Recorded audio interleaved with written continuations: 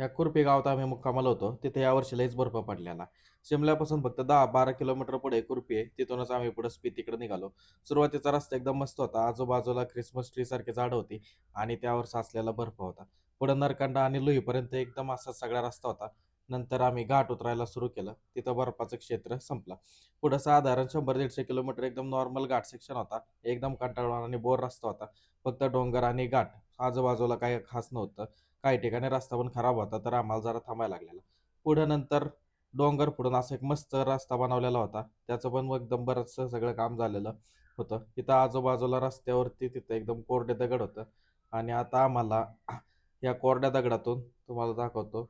इकडे एकदम लांब असा एक बर्फाचा डोंगर दिसतात ह्या सगळ्या डोंगराच्या पलीकडं. इकडंपर्यंत आपल्याला जायचे स्पिटीसाठी. पुढं पण काही काळ सेम असं डोंगरात फोडलेले रस्ते आहेत. तिथून पुढे गेल्यावरती असं एकदम जबरदस्त खतरनाक असा रस्ता लागला. त्याच्यावरचा अख्खा रस्ता वाहून गेलेला आहे. फक्त आपलं डायरेक्ट मातीच आहे आणि सगळी माती ओली झालेली आहे. तिथं आम्हाला एक असा ट्रक आडवा आला. तिथून साध्या 2 गाड्या पण बसत नव्हत्या. परत रिव्हर्सला घेऊन बळबळ आम्ही आमची गाडी तिथं घातली. असाच खतरनाक रस्ता क्रॉस करून आल्यावरती पेट पूजेसाठी पटक्यास कुठेतरी थांबा म्हणलं. मस्तपैकी एका रोडच्या साईडला नदीच्या कडेला आम्ही थांबलो. मॅगी, चहा आणि मोमोज खाऊन परत पुढच्या प्रवासाला निघालो. तोपर्यंत तर एकदम अंधार पडलेला. तरी पण म्हटलं थोडं रनिंग कव्हर करण्यासाठी आता गेलं पाहिजे. आज एका दिवसात तर काय आता स्पिटीला पोहोचणं शक्य नव्हतं. तरी पण अंधारचं काही काळ आम्ही प्रवास केला. अंधारचं इथलं रस्ते जरा डेंजरच आहेत. साईड पट्ट्या आहेत म्हणून तरी ठीक आहे. पण रोडवरती काय काय ठिकाणी दरड कोसळलेले दगडी समोर पडलेले डायरेक्ट दिसतात. त्यामुळे इथं रात्रीचा प्रवास न करता मुक्कामालाच बघावं म्हणलं. पुढे ह्या स्पेलो गावात आम्ही मुक्काम करायचं ठरवलं.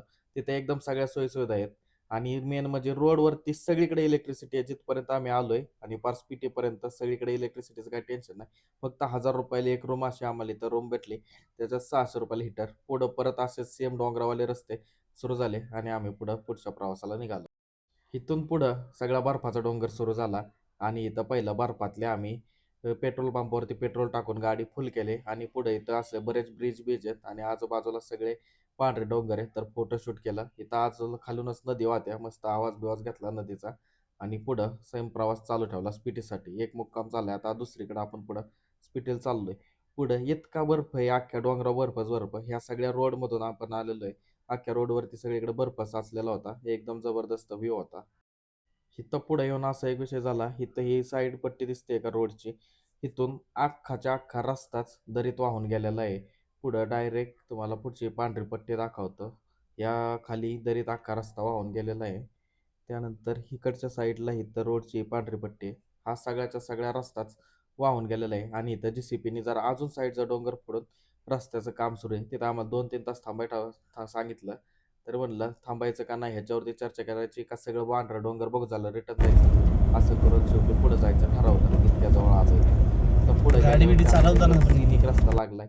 सगळीकडे पांढरा बर्फ बर्फ आणि रोडला पण साईड पट्टी. गाड्या घसरत होत्या थोड्या, पण साईड पट्टी असल्यामुळे जरा टेन्शन फ्री होतो. इथं परत एकदा जरा चहा पिऊन तारच्या साईडला लटकून पुढे आलो आणि इथून पुढं स्पिटीला जाण्यासाठी मेन रस्ता.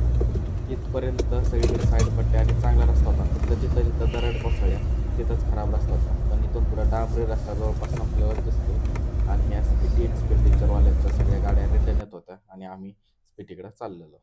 पुढे गेल्यावरती सगळा रस्ता हा बहुतेक स्पिटी रिव्हरच्या शेजारीच आहे आणि काय काय ठिकाणी असं पठार सपाटीला होतं. सगळीकडे बर्फाची चादर पसरलेली आहे. आम्ही गाडी काढून जरा फोटोशूट आणि ड्रोन बिन केलं आणि तिथून पुढे जाऊन आम्ही ताबोला पोहोचलो. ताबोला सुद्धा मॉनेस्ट्री आहे. तिथं काय आम्ही लय वेळ थांबलो नाही, कारण आम्हाला स्पिटी आजच्या आज गाठायची होती. रस्त्यात अंधार लागायच्या आधी स्पिटीला जायचं आमची तयारी ठेवून तरी पण आम्हाला अंधार लागला आणि रात्रीचे पार 10 ते 10:30 आम्हाला पोहोचायला वाजले. पण जरा चंद्राचा इथं जरा उजेड होता, त्यामुळे हे असं नाईटला आम्ही प्रवास केला आणि शेवटी स्पिटी ह्या गावात पोहोचलो. स्पिटी हे गाव आहे आणि इथं डायरेक्ट बर्फात पाय घालत घालत तिथं आमच्या रूमवरती गेलो. इतका रूमच्या बाहेर सगळीकडे बर्फच बर्फ साचलेला. हे आमचं तिथलं स्पिटीतलं हॉटेल होतं. स्पिटीतून सकाळ सकाळ उठून पुढं की मॉनेस्ट्रीला आणि चिचम ब्रिजकडे आम्ही निघायला गाड्या काढल्या.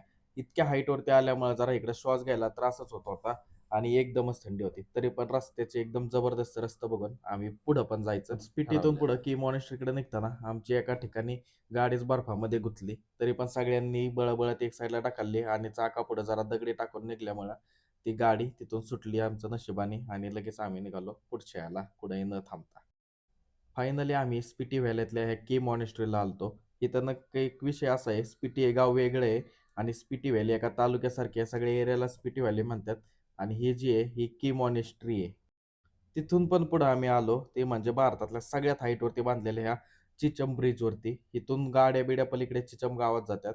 जशी का गाडी या ब्रिजवरती गेली जरा ब्रिज थोडा थोडा हलायला लागला आणि आम्ही एकदम घाबरून फटले. इतका दरीतला असलेल्या ह्या खोल ब्रिजवरती होतं. तिथं आम्हाला तसला स्नो लेपर्ड सुद्धा लांबून दिसला.